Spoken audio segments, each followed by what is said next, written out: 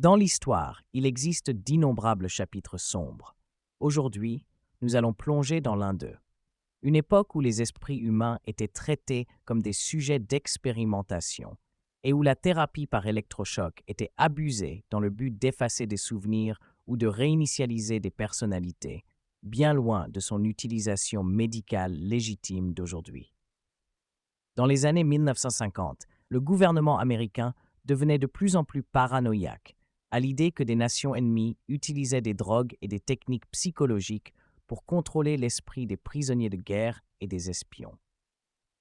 En réponse, la CIA a cherché à déterminer si un tel contrôle était réellement possible. Ainsi, en 1953, elle a lancé une expérience secrète sous la direction du Dr Sidney Gottlieb. Cette opération portait le nom de code MK Ultra. Dans le cadre d'un sous-projet connu sous le nom d'opération Midnight Climax, la CIA a établi des planques secrètes dans des villes comme San Francisco et New York.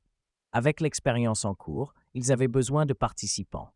Ces participants étaient recrutés dans des hôpitaux obscurs, des institutions psychiatriques, des prisons et parmi les communautés de toxicomanes.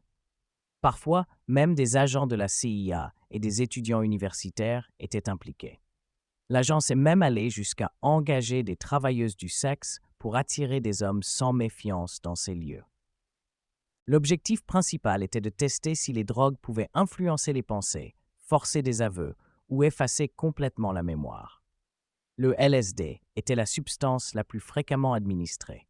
Souvent, les participants étaient drogués à leur insu afin d'observer leurs réactions non filtrées.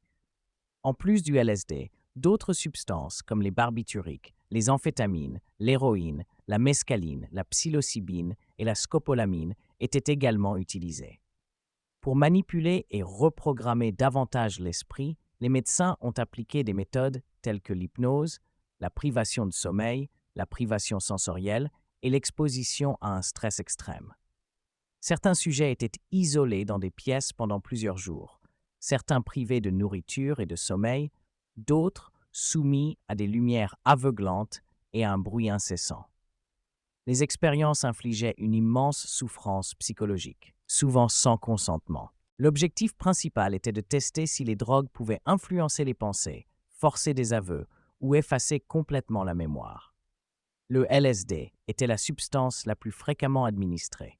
Souvent, les participants étaient drogués à leur insu afin d'observer leurs réactions non filtrées. En plus du LSD, d'autres substances comme les barbituriques, les amphétamines